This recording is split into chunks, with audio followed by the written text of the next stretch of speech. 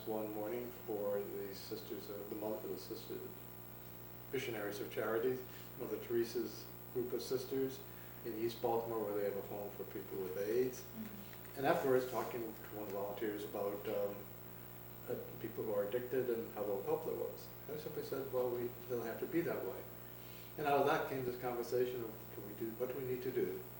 And so started with this idea of providing what we have called islands of hope for people who are living in areas where there's a lot of drug activity, people who are early in recovery or are seeking to sustain recovery.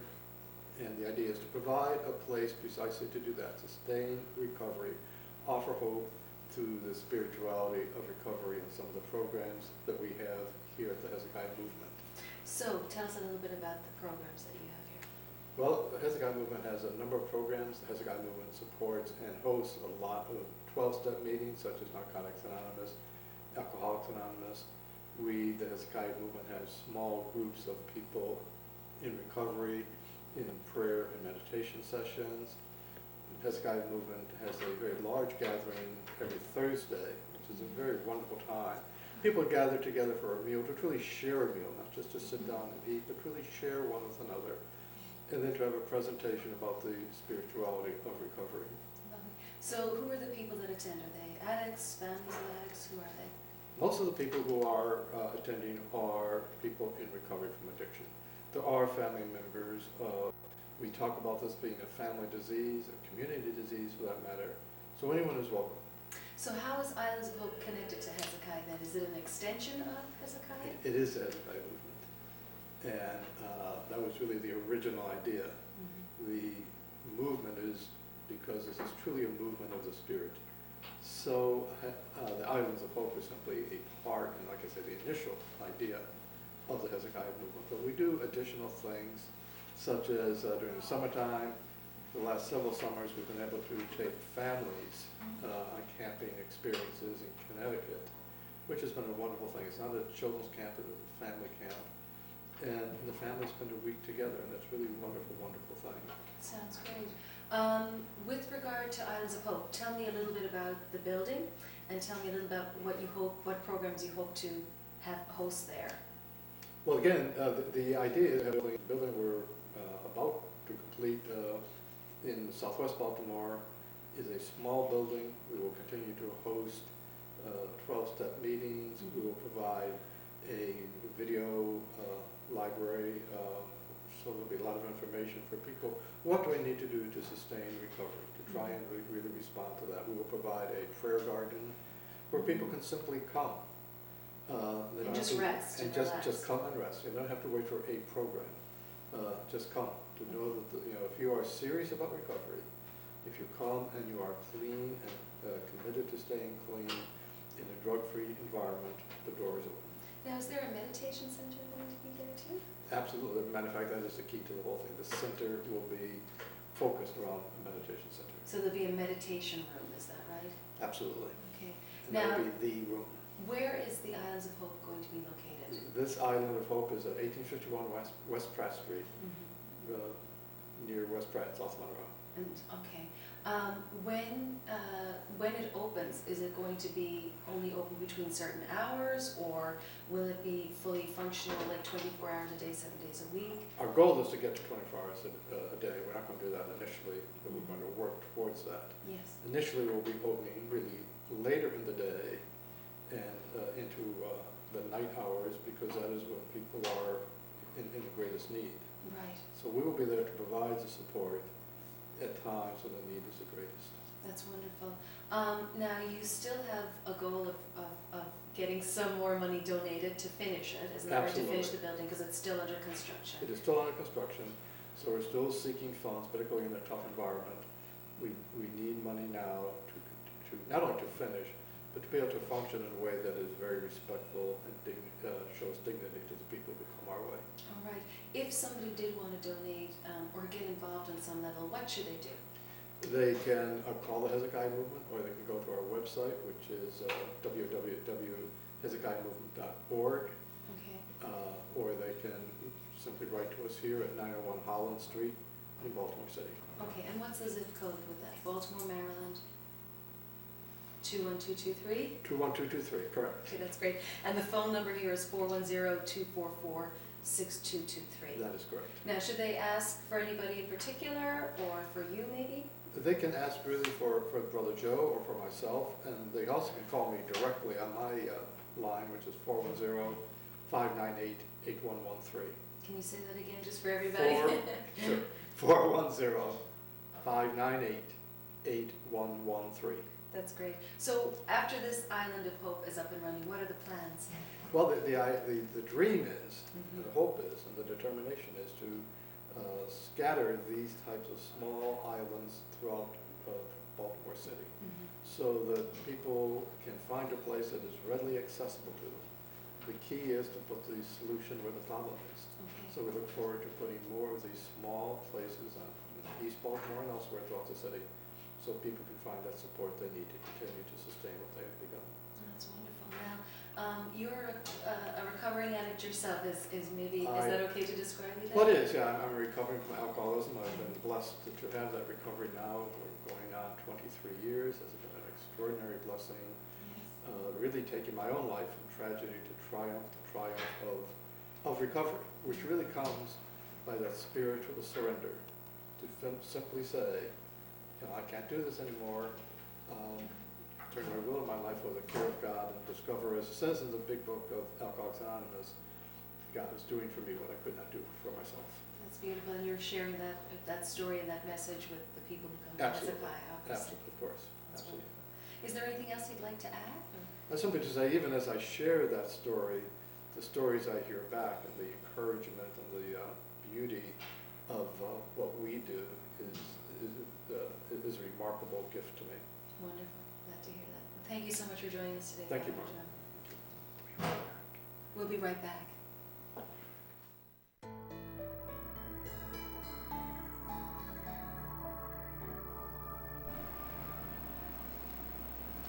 This is Father Joe again, and welcome back to the Hezekiah building. We want to give you a quick tour of the building and show you some of the things that we are going on here. And of course, we're just entering the building now. And this is the biggest room in the building, which is where we typically host 12-step meetings for recovery throughout the week. We have many meetings going on here throughout the week. We highlight some other activities in the neighborhood. For example, right now honoring Black History Week, Black History Month, excuse me. We as well gather, especially on Thursday nights. We have our biggest gathering of the week here on Thursday nights, where people come to share their meal together and to have a presentation that continues to help people sustain their recovery. And we can show you the kitchen where the food is prepared, which is out in the back here. This is the kitchen of the Hezekiah movement, and this is where we prepare all our meals. The big meal, again, on Thursday nights, also on Tuesday mornings, and other meals throughout the day, and throughout the week, rather, and for special occasions.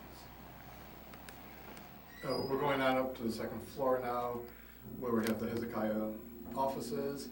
We also make space available, we rent space to some community organizations, such as Yana and United Workers, and help us, of course, and hopefully, or not hopefully, in fact, helping the community as well. So this is the space for Yana right now, and which is a wonderful program for women. Here is where we have our offices and computers available for people who are using them Because it's the to help them. pronunciation of the words and stuff like that. So The it's the resumes, pronunciation, job right, search, the the pronunciation of the words that's really different. We also again rent off another office here for Southwest Visions to try and help people with regard to housing. No.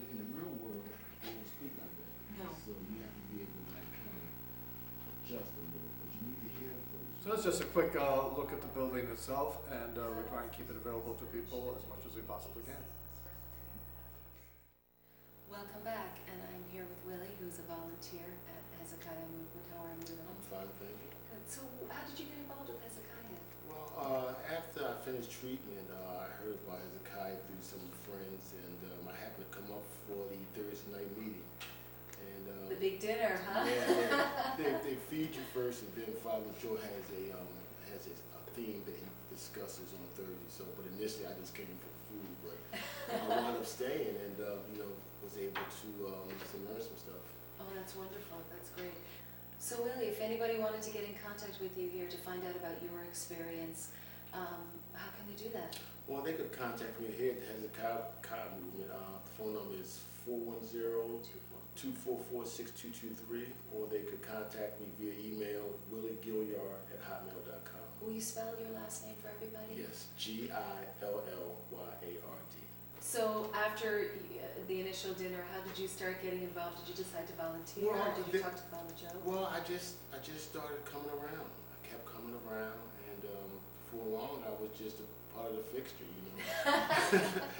Great. Started helping people, help out wherever I could. I'm good with computers, so I help set up the computers here, and whatever needs to be done, I'm kind of like a jack of all trades. That's great. What do you actually do with the computers? I mean, are you teaching other people how to use them? Yes, we have a class that we just started, basic computer class, where we teach them just basic computer skills. I set up the network. We have a little mini network going.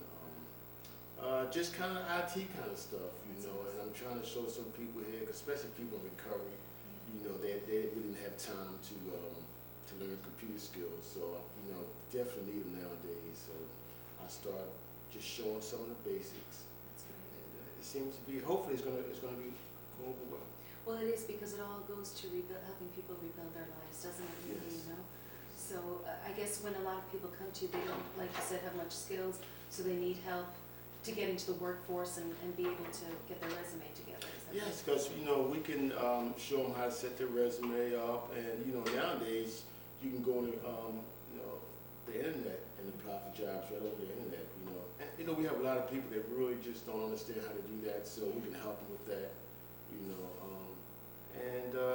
I mean, in addition to the other recovery stuff, and that's part of recovery too, going back and acquiring some skills that you need to work on outside. That's great. So it's the spiritual plus the reality. Absolutely. That's great. So where do you see yourself in 5 years? What do you hope to be doing? Oh wow! Well, definitely working within the IT field. Yes. I just got my A+ certification, and I'm trying to move on to get my network. These are just some certifications that Yeah. kind of beginning level in the IT field. So in 5 years, I see myself working within the IT field, maybe having my own little business. That sounds great. Well, thank you so much for joining us today and for all the good work you're You're doing. welcome. Thank you. We'll be right back.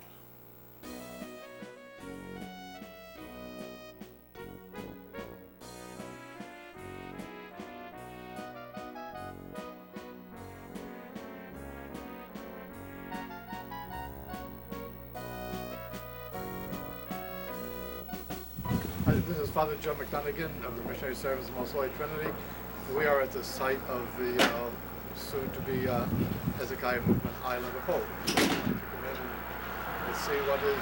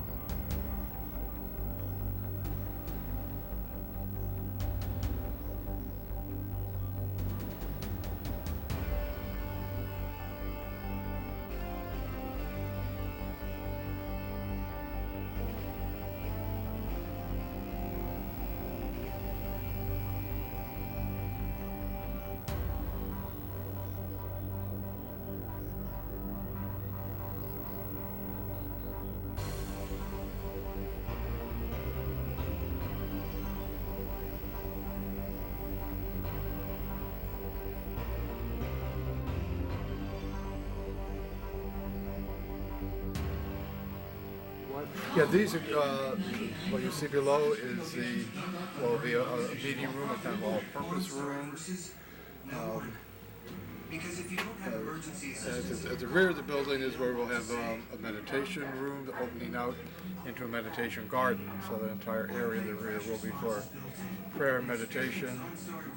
Off to the right, a small audio-video library for those things that touch recovery and the spirituality of recovery. Up here as well, we'll have a couple small rooms that can provide for offices and counseling. Um, and we have a couple of them up here.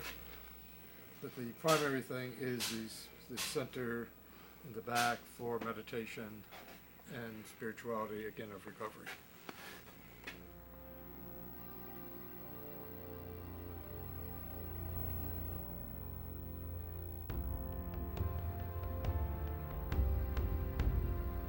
Initially, there were 2 row houses here which we had planned to use, but as we started getting into it and saw what was necessary for bringing them up to code, the compliance with code, and compliance with the Americans with Disability Act, it became clear that we're not able to do that. In some ways, that's really been a blessing because we are now establishing or building what is going to be a brand new building, one of the first new building on this street in a long, long time. And one of the goals we've always had is to make this be a jewel, and this will stand out as that jewel that says, the building itself says hope.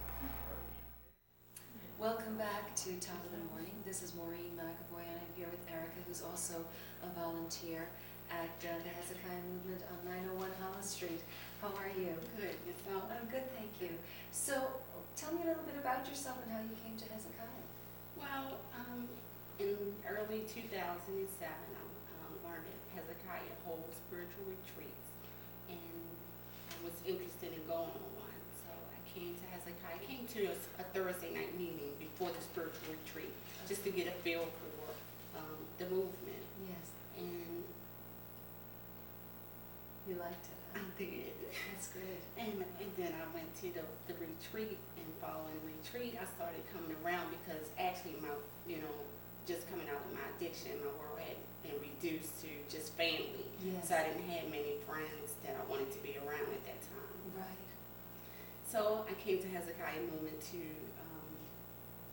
volunteer, help out where I could, and just try to expand on building a new life for myself. That's wonderful. When you started volunteering here, what did you actually do? What are your jobs? At that time, Hezekiah Movement was located at the Outreach Center on Fayette and Fulton Avenue. They had just a small office and just volunteering with administrative duties at that time, answering the telephones. If there was any data that needed to be entered into the computer, I could do those type of things. Wow, that's great. So you've expanded that role here, is that right, since you moved to Holland I Street? have, yes. Now I'm involved with the general operation of the Hezekiah Movement. I help out with the fund development Wow. and just wherever I'm needed, the administrative presence when people come in and they need someone to talk to, I'm available Wow. to try to direct them and finding recovery resources. Yes, because they're here rebuilding their lives, so they're coming here as to find resources, spiritual and ones to help them Yes. in their daily lives. They Is that- are. That's wonderful. So what you're studying yourself right now, is that it needs some ambitions and goals for the future? Social work, I'm actually enrolled in Cobham right now, studying to do some social work, and I think it'll help out in this area where I am in Hezekiah Movement. That's wonderful, that's wonderful. Well, thanks so much for your help. We appreciate it. Thank you. So thank you for joining us on Top of the Morning. We're here at the Hezekiah Movement at 901 Holland Street, Baltimore, Maryland, 21223. We hope you enjoyed hearing about our organization and what we're trying to provide for the people of the city of Baltimore.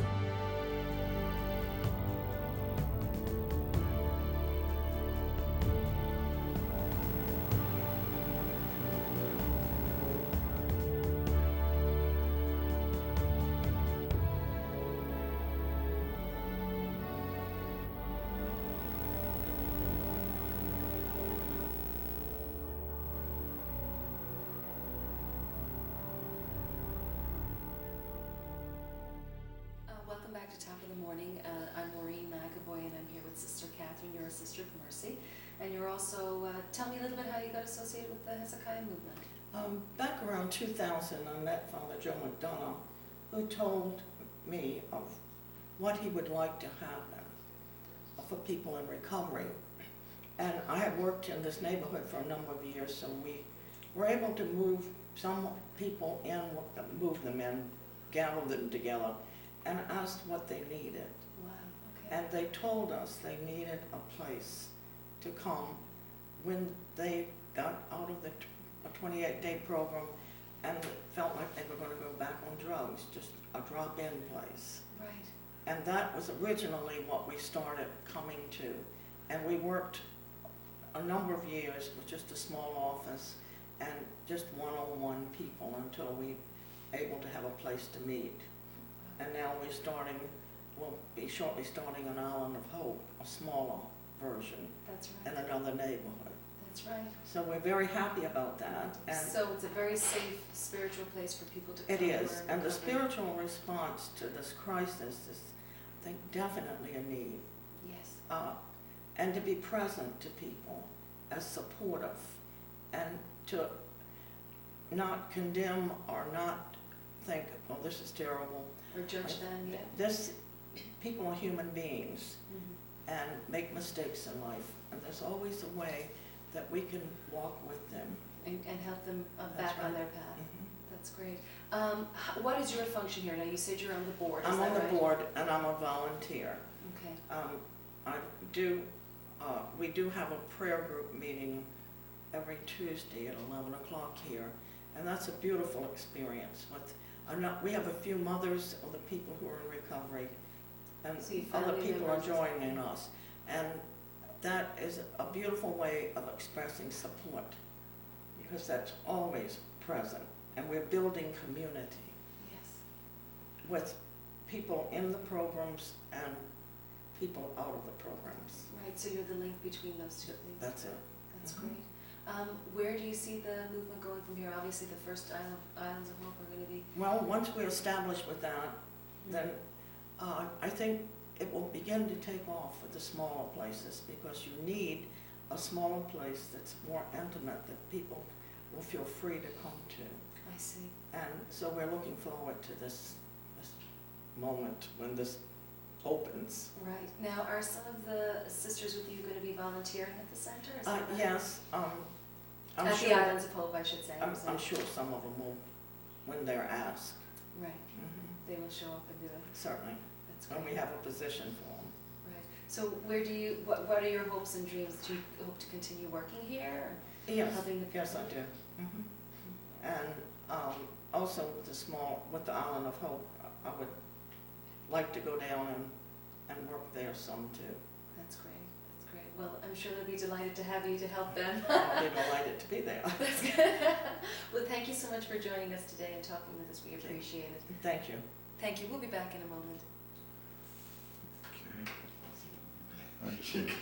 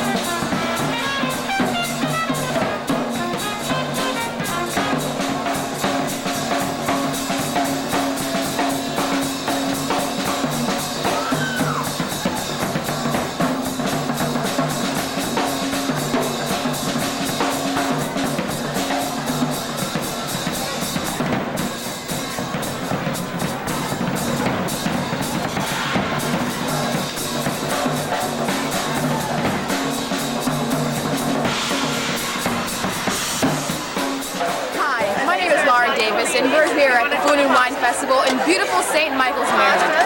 I'm here food tasting this wonderful pasta. This is from Harry's Bar in Venice. Oh, good. It's an egg pasta and it's the best. And we're serving it. That's a tagliolini with spinaci with spinach, and it's our spicy arrabbiata sauce that we have. And we sell it in our shop in St. Michael's, and we also sell it online. This tastes awesome. And we have the tagliolini, tagliarelli, and little squares. No, We also have our Bellini mix from Harry's Bar. Tagliolini. White peach juice with prosecco. And there you go, try that too. Oh, I'll make sure. Thank you. Thank you. I need some water. Is your son serving the ball? Yes, get my glass real quick. Thank you.